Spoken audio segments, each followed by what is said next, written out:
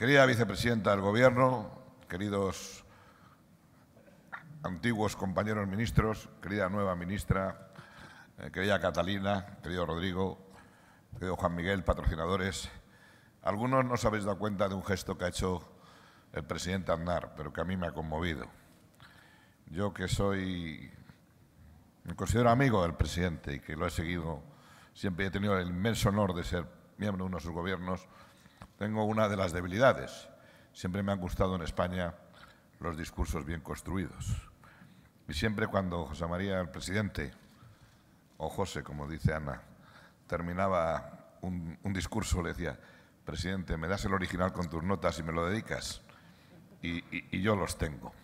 No los tengo para nada, porque nunca publicaré unas memorias en mi vida.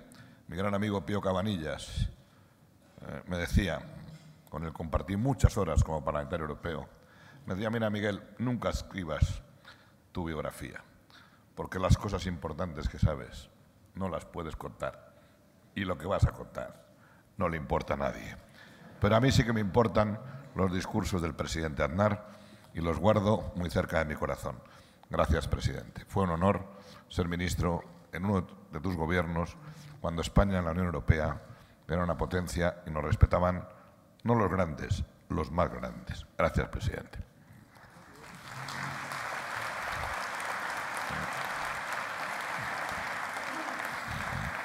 Y las próximas elecciones europeas tienen una enorme importancia. En primer lugar, yo en esta campaña hablo de Europa. Hay quienes hablan de otras cosas. Yo hablo de política europea. Y el Parlamento Europeo que va a surgir de estos comicios va a ser el que va a tener más poderes y más competencias de la historia.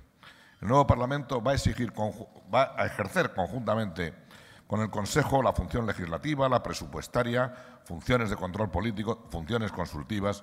Por primera vez va a elegir al presidente de la Comisión y el presidente del Consejo, el alto representante de la Unión para Asuntos Exteriores, Política de Seguridad, y el resto de los miembros de la Comisión se van a someter colegiadamente al voto de la aprobación de la Eurocámara. Y por ello, este Parlamento va a tener una capacidad de decisión que los españoles no nos damos cuenta. Pero hay un lugar común en el acervo político, que además es erróneo. Se dice que el 70% de la legislación que desarrollan los parlamentos nacionales y autonómicos es simple transposición de legislación comunitaria. Yo remitiría a todos los que dicen esto a que analicen de los 358 artículos del Tratado de Funcionamiento los que dan facultades de codecisión al Parlamento Europeo y verán que ese 70% es un porcentaje muy superior.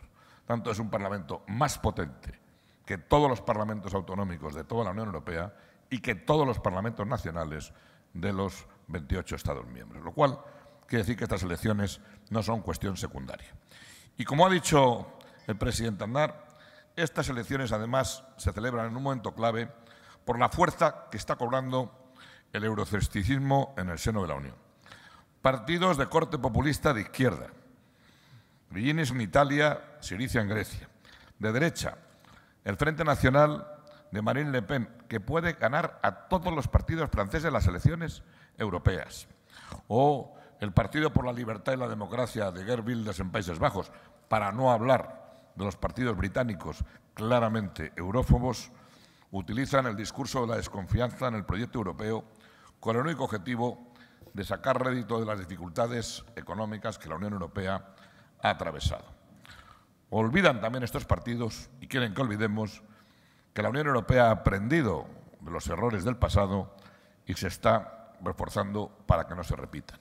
Y niegan que la Unión Europea ha sido y es garantía de paz, democracia, libertad y prosperidad, y están llamando a desandar este largo camino de integración y a recortar los poderes de la Unión. Y estos partidos van a tener su propio grupo en el Parlamento Europeo y lo van a lanzar como plataforma para lanzar mensajes y propuestas basados únicamente en un engaño: culpar a la Unión Europea de todos los males, de todas las crisis y todas las dificultades.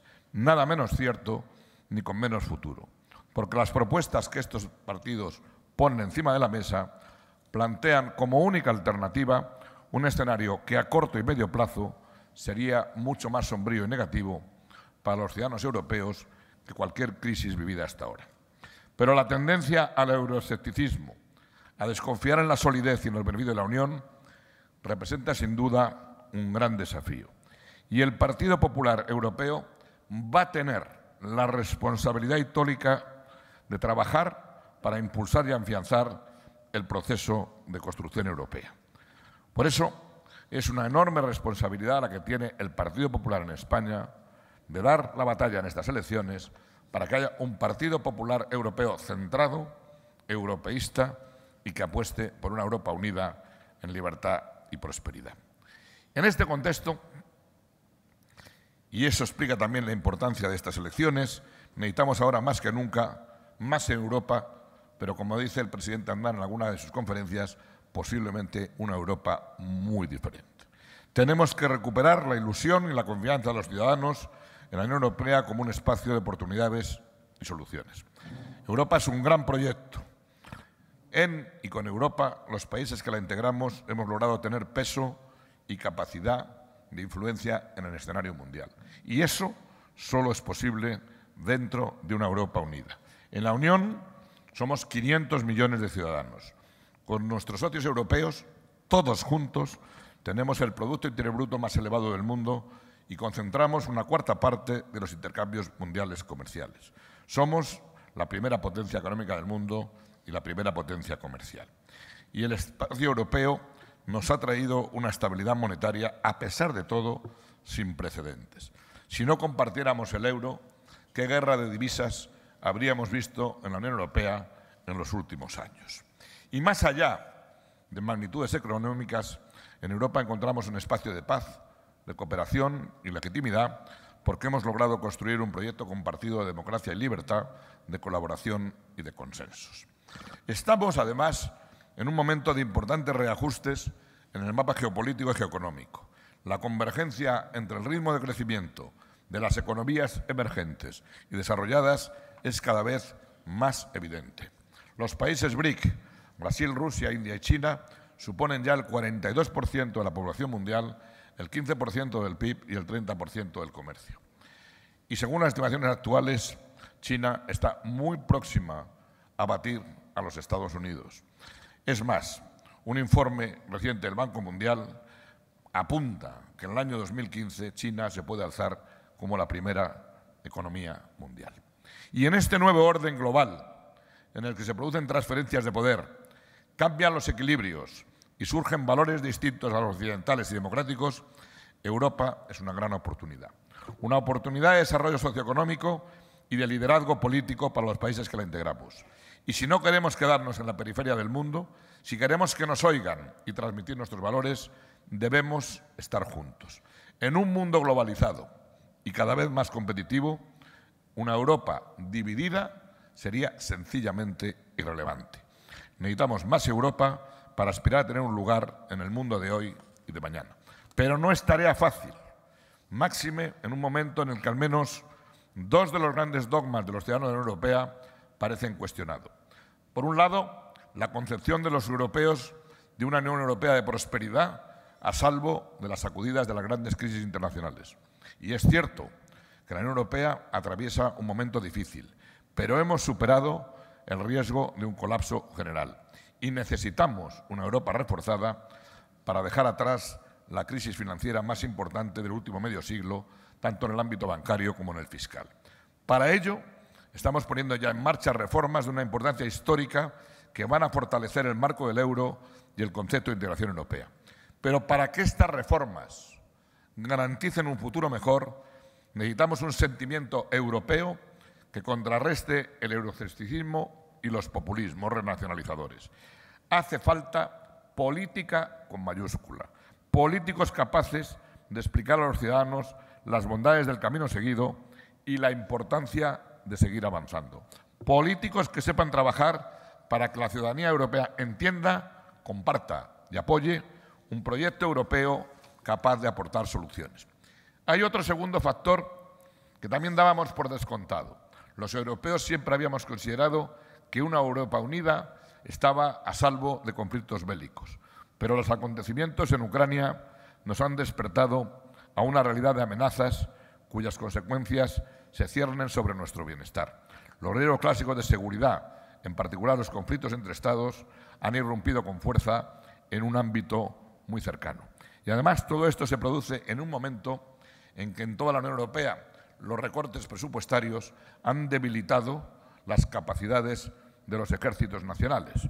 Europa tiene que empezar pronto a pensar en una defensa común, en incrementar capacidades y en ver cómo organiza su potencial de defensa de manera más eficiente. En este proceso de recuperación de la confianza europea, cada Estado miembro tiene la responsabilidad de contribuir y de adoptar las medidas necesarias para poner en orden su propia casa. Los países tienen que hacer sus propios deberes para regresar al crecimiento y al empleo. Yo no creo en la receta socialista de que la Unión Europea tiene que arreglar los problemas de España. Creo que España tiene que arreglar su casa para contribuir al desarrollo de una Unión Europea potente capaz de oír su voz en el mundo. Y a ello, a poner orden en casa, se ha dedicado el Gobierno de España en estos 2 últimos años. Yo he tenido la suerte de ser ministro con 2 grandes presidentes. Con José María Aznar, en el segundo mandato, cuando ya había completado la recuperación económica y teníamos un gran peso en la Unión Europea, y con Mariano Rajoy, donde hemos tenido unos años muy difíciles para poner orden en nuestra casa. Porque desde enero de 2012 el Gobierno ha puesto en marcha una ambiciosa agenda de reformas estructurales para devolver la sostenibilidad a las cuentas públicas e impulsar la competitividad de nuestra economía. Y gracias a estas reformas hemos vuelto a la senda del crecimiento y a la creación de empleo. Es que hay que mirar hacia atrás, porque hace tan solo 2 años España estaba al borde del rescate. Solo se hablaba de intervención, de los hombres de negro. Yo nunca las he conocido, pero se hablaba de los hombres de negro. Y lo cierto es que con el esfuerzo de todos lo hemos evitado.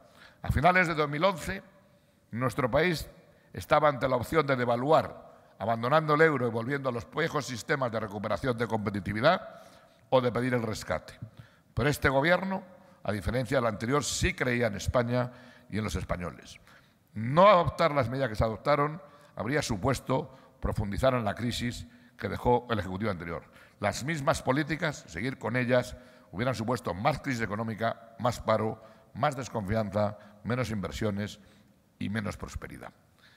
Porque aunque a algunos no les guste recordarlo, no podemos olvidar de dónde venimos. Al inicio de la legislatura teníamos una economía en recesión, menos 0,3% en el 4º trimestre de 2011. Las cifras de desempleo eran inéditas en la economía española. Había graves tensiones financieras que situaron la prima de riesgo española en zona de rescate. El sector financiero estaba paralizado y cuestionado.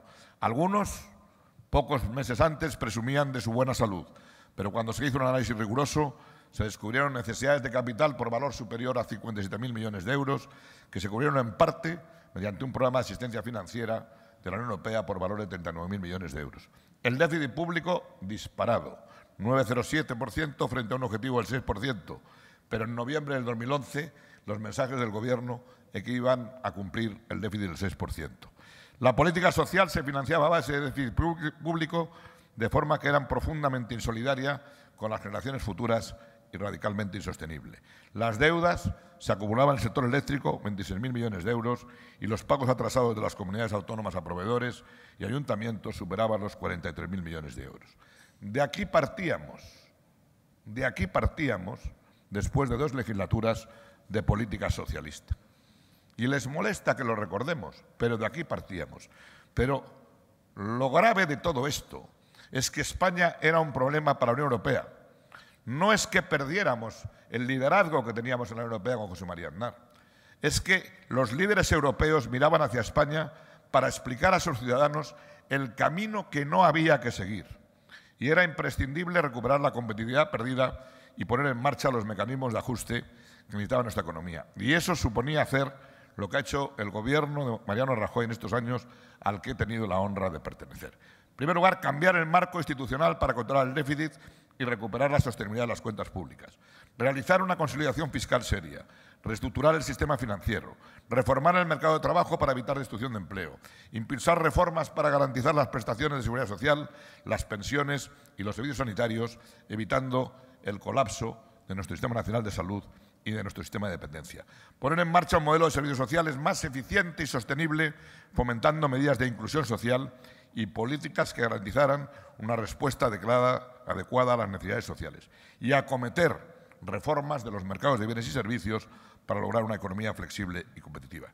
Y los resultados, aunque algunos no se alegren, están ahí, empiezan a ser visibles. Vuelta al crecimiento y al empleo, estabilidad financiera, mejora de la competitividad y las cuentas exteriores y control del déficit.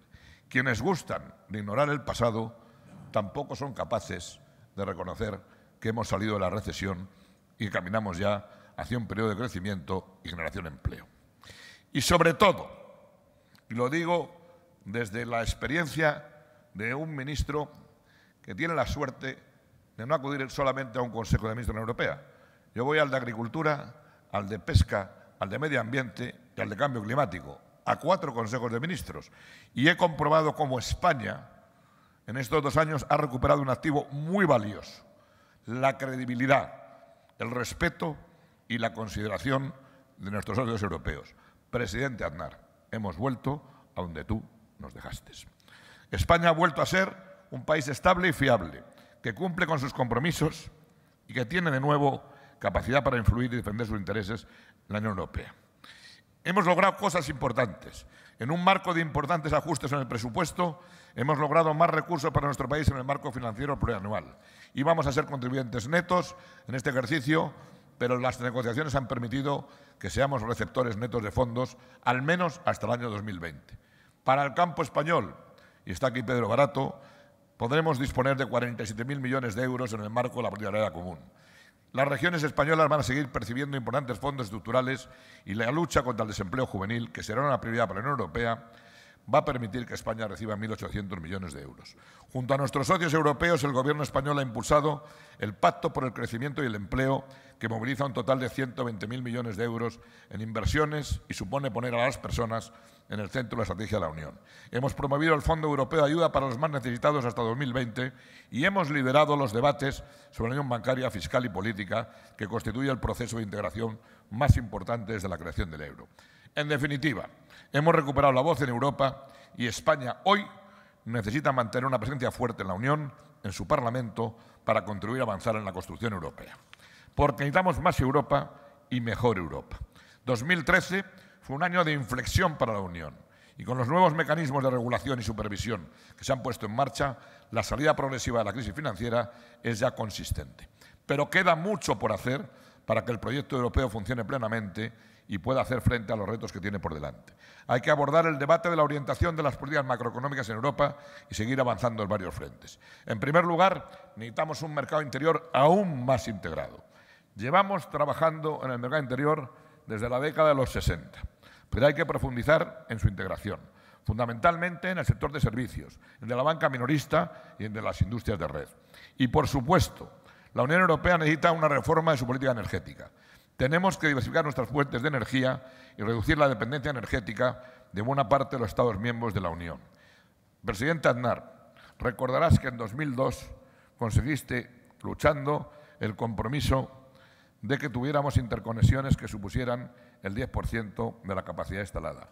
En 8 años de gobierno socialista no se ha movido un centímetro nuestra falta de interconexión. Ahora hemos vuelto en los últimos consejos europeos a poner este compromiso encima de la mesa y a evitar que en el futuro España siga siendo una isla energética.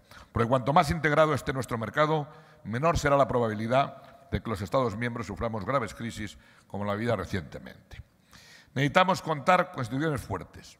Ya lo hemos hecho en el sector bancario, pese a que muchos creían que no lo lograríamos. Hay que perfeccionar la unión bancaria, pero es una realidad que tendremos al Banco Central Europeo como supervisor único y contaremos con un mecanismo de resolución común. Pero dada la movilidad de flujos dinerarios en la zona monetaria, una supervisión monetaria meramente nacional no es suficiente. De ahí la importancia de una supervisión única para los bancos con negocio de activo pasivo internacional. El primer escalón es este mecanismo único de supervisión. Una información supervisora centralizada y equipos plurinacionales actuando bajo un sistema de decisión único. Mismas reglas para todos en el mercado interior. El siguiente, el mecanismo único de resolución para la banca europea, para romper el círculo vicioso entre banca y Estado, según el cual si la banca va mal, el Estado la rescata con impacto para el contribuyente, pero si la evolución de la banca es favorable, el beneficio solo llega a la propia banca. Por eso, las directivas en vigor establecen normas concursales específicas para, en caso de quiebra, sufran las pérdidas todos los acreedores del banco quebrado. Pero la Unión Europea tiene todavía ante sí el reto de evitar que en el futuro los problemas de la banca afecten con tanta intensidad la economía real. En Europa la banca es el canal principal de financiación de la economía. Cuando la banca sufre, sufre la economía real. En este sentido, queda por conseguir que los mercados de valores constituyan, como ocurre en Estados Unidos, el canal alternativo o incluso prioritario de financiación de las empresas. Recientemente, la Comisión Europea ha presentado un proyecto de regulación de los fondos de mercado monetario con el fin de promover estabilidad de financiación no bancaria, y este es un ámbito en el que habrá que seguir trabajando.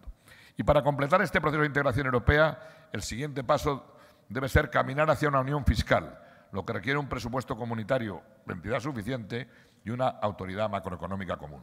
El Pacto de Estabilidad establece unas líneas genéricas de actuación para evitar que unos países perjudiquen a otros, pero no es una guía sobre la dirección macroeconómica que debe adoptar la política fiscal. Nos falta en Europa un activo sin riesgo común, es decir, una deuda pública europea. Necesitamos un mecanismo capaz de imponer disciplina fiscal y reglas que resulten de aplicación directa.